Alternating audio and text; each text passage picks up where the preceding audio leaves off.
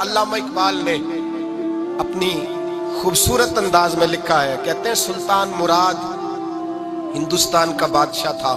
اقبال نے لکھا ہے، اقبال کہتے ہیں اس نے ایک مستری کو بلایا مسجد بنانے کے لیے، کہا اس طرح کی بنانا میرا دل خوش ہو جائے۔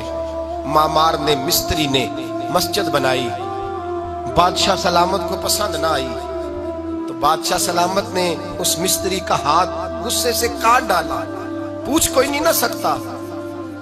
وہ سیدھا قاضی کی عدالت میں کٹا ہوا ہاتھ لے کے گیا اور قاضی کے دروازے پہ جا کے کہنے لگا میں پوچھ سکتا ہوں آپ کس کا کلمہ پڑھتے ہیں؟ پوچھ سکتا ہوں؟ تو قاضی کہتے ہیں میری کرسی بھی کانپنے لگی اور جس کمرے میں بیٹھا تھا وہ کمرہ بھی کانپنے لگا۔ میں نے کہا سوالی تو بات کا، کہانی پہلے بتاؤ کلمہ کس کا پڑھتے ہو؟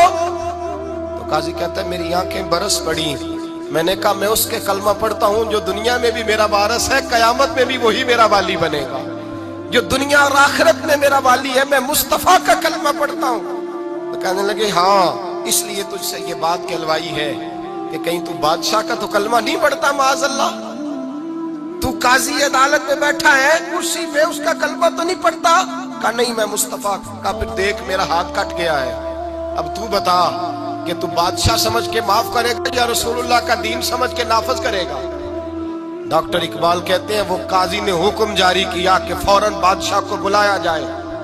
ہندوستان کا فرما روا پیغام گیا تو کانپتا ہوا آیا، قاضی نے سامنے کھڑا کیا، ایک طرف بادشاہ اور ایک طرف وہ معمولی معمار مستری کام کرنے والا۔ تو قاضی گرجدار آواز میں کہنے لگے بادشاہ تو بتا، اس کا خون سرخ ہے تو تیرا سرخ نہیں؟ اس کے بازو پہ گوشت ہے تو تیرے بازو پہ نہیں؟ اسے درد ہوتا ہے تو تجھے نہیں ہوتا؟ یہ تو نے کیا حرکت کی؟ بادشاہ کی گردن جھک گئی۔ قاضی کہنے لگے پکڑو اس کو باہر لے جاؤ اور اس کا بازو کاٹ دو، اس کا بازو کاٹ دو۔ ڈاکٹر اقبال کہتے ہیں جہاں کانپ رہا تھا سارا کچھ وہاں خوشی کے شادیانے بجنے لگے۔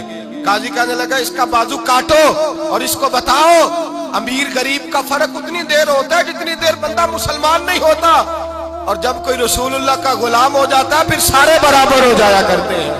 بندہ ہو صاحب ہو محتاج ہو غنی ایک ہوئے، تیری سرکار میں پہنچے تو سبھی ایک ہوئے، تیری سرکار میں پہنچے تو سبھی ایک ہوئے۔ اور اپنی ملت پر قیاس اقوام مغرب سے نہ کر، خاص ہے ترکیب میں قوم رسول ہاشمی، لے جاؤ کاٹو اس کا بازو۔ اقبال کہتے ہیں جب باہر لے جایا گیا بادشاہ کو تو بادشاہ نے گردن جھکائی۔ وہ مستری کہنے لگا تو نے گردن کیوں جھکا دی ہے، اب کیا ہوا؟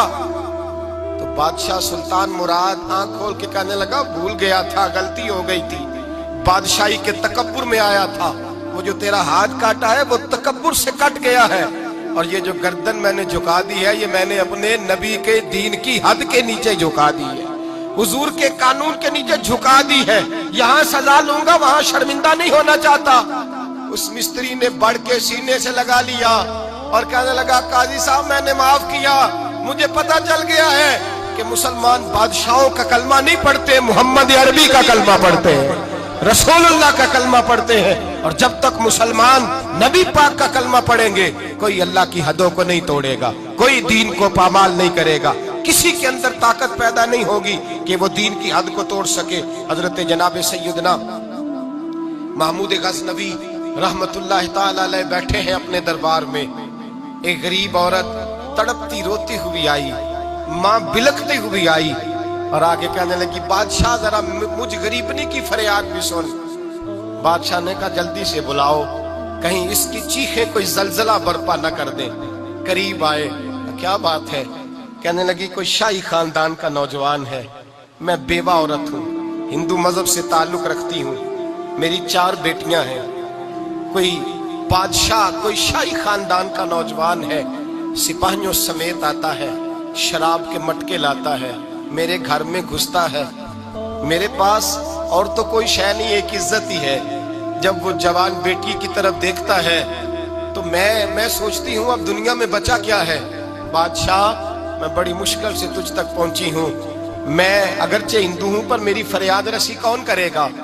سلطان محمود غزنوی کہنے لگے تو جا اور میں نے اپنے سارے سپہ سالاروں کو سپاہیوں کو حکم دے دیا ہے آئندہ جب تو آئے گی تو تجھے رات کا وقت بھی میرا دربار کھلا ملے گا، جیسے ہی وہ تیرے گھر آئے فوراً پہنچ جانا، آ کے اطلاع دینا۔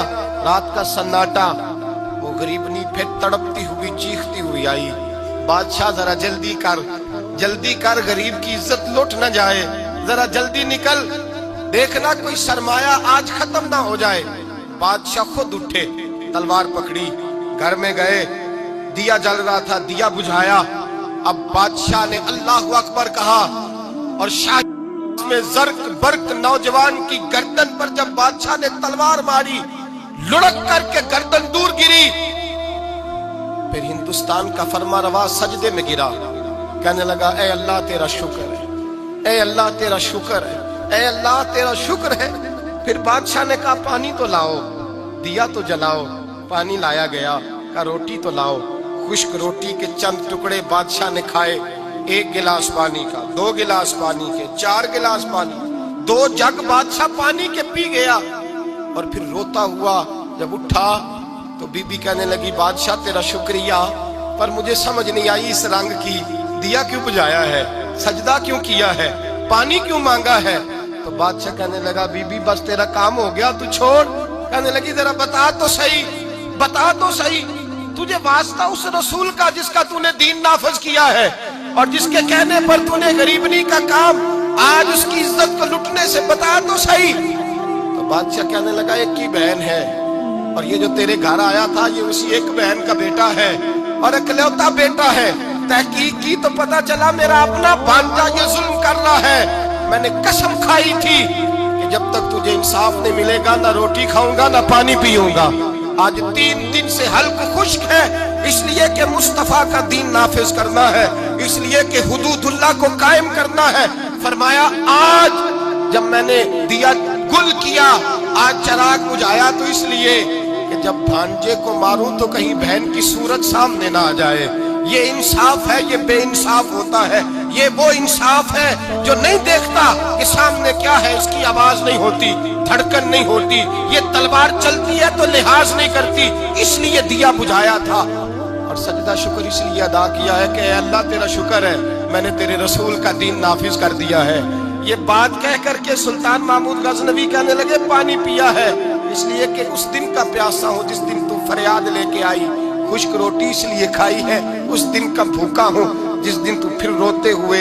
محمود غزنوی نے پیر باہر رکھا، 4 بیٹیاں جوان، ایک اماں دوڑی ہوئی آئی اور قدموں میں بیٹھی، کہنے لگی محمود میں نے نہیں دیکھا ابو بکر، میں نے کوئی ابو بکر کو تو دیکھا نہیں، عمر عثمان و علی کو تو میں نے نہیں دیکھا، فاطمہ زہرا کے باپ کی کیفیت کیسی تھی، پر تیرے رنگ میں تیرے انداز میں مجھے جلوے ضرور نظر آئے ہیں۔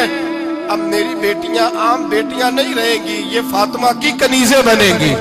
اب میں حضرت عائشہ کا پانی بھروں گی، تو نے حضور کا دین نافذ کیا ہے، اب میرا دل بدل گیا ہے، تو کلمہ پڑھا، ہم 5 ماں بیٹیاں مسلمان ہونا چاہتی ہیں۔ میرے بھائی جب رسول اللہ کا دین نافذ ہوتا ہے پھر غریب کی مدد ہوتی ہے۔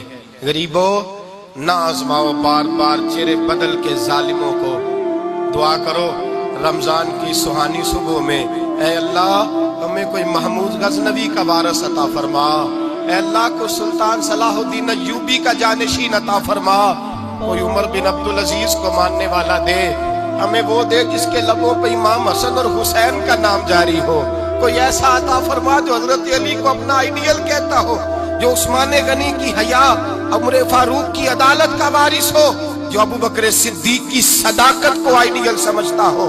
یہی چراغ جلے گا تو روشنی ہوگی۔ جب اللہ کی حد کا معاملہ آئے کسی کی پرواہ نہ کرنا، پھر نہ دیکھنا سامنے کون ہے، پھر نہ دیکھنا کون ہے اور کیا کہتا ہے۔ حضرت فاروق اعظم کے زمانے میں غسان کے بادشاہ نے کلمہ پڑھ لیا تھا، شاہ غسان نے۔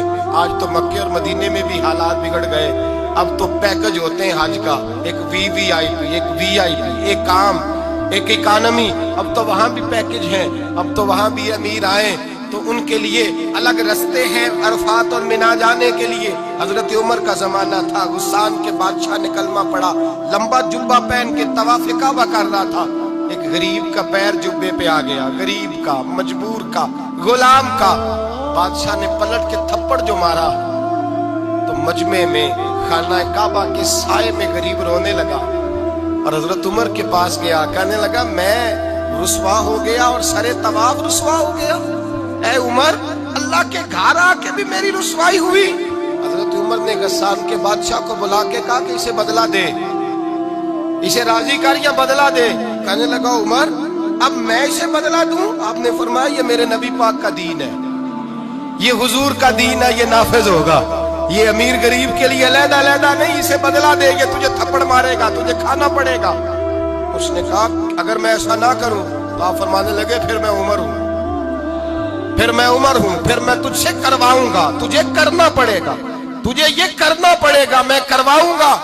हजरत सैयदना उमर फारूक ने कहा एक रात का वक्त है तेरे पास, या इसे राजी कर ले या सवेरे उसी तरह तवाफ होगा, उसी तरह मजमा होगा और तवाफ की उस जगह जहां तूने थप्पड़ मारा था ये तुझे थप्पड़ मारेगा और सारा जमाना देखेगा कि रसूलुल्लाह का दीन कैसे नाफिज होता है। तुझे थप्पड़ खाना पड़ेगा, मार खानी पड़ेगी। अल्लाहु अकबर। जब सैयदना फारूक आजम ने उसे ये कहा, एक रात सोचने का वक्त लिया उसने, रातों रात सामान उठा करके वापस भाग गया, ईसाई हो गया। एक आदमी ने कहा उमर इतना बड़ा बादशाह था, उसके पीछे कितने लोग मुसलमान होते, माले खजाना में कितना नफा आता, ये होता वो होता। हजरत उमर कहने लगे चुप कर जाओ, ना माल चाहिए, ना ज्यादा तादाद चाहिए, ना बादशाह चाहिए, हमें तो अपने मुस्तफा का दीन चाहिए, हमें तो रसूलुल्लाह का दीन चाहिए, इससे ज्यादा हमें किसी चीज की हाजत नहीं। भाई यही चिराग जलेगा तो रोशनी होगी। रसूलुल्लाह के दीन की हद के मामले में किसी की परवाह न करें। जब आपको वाज़े कुरान की आयत मिल जाए, जब हदीस से मुबारका वाज़े मिल जाए, फिर अपनी राय पे फिर उस पर अपनी राय को न डालें, थोपे ना, फिर ये ना देखे मैंने घर बचाना है, मैंने फलां चीज बचानी है। बस अल्लाह तबारक व तआला की हद का जहां मामला है, मैंने शुरू में कहा था हर रिश्ता तोड़ दो, हर ताल्लुक तोड़ दो, अपना भी टूटता है तो तोड़ दो, लेकिन देखना कहीं रब रसूल की हद ना टूटने पाए। ये हद कभी नहीं टूटनी चाहिए। दीन इस्लाम की जो हुदूद अल्लाह और उसके रसूल ने मुतय्यन फरमाई है, उनको कभी नहीं टूटना चाहिए। दुआ है खालिक की बारगाह में अल्लाह ताला हमें अपने महबूब के दीन की हिफाजत की तौफीक अता फरमाए। आखिर दावाना अनिल हम्दुलिल्लाह।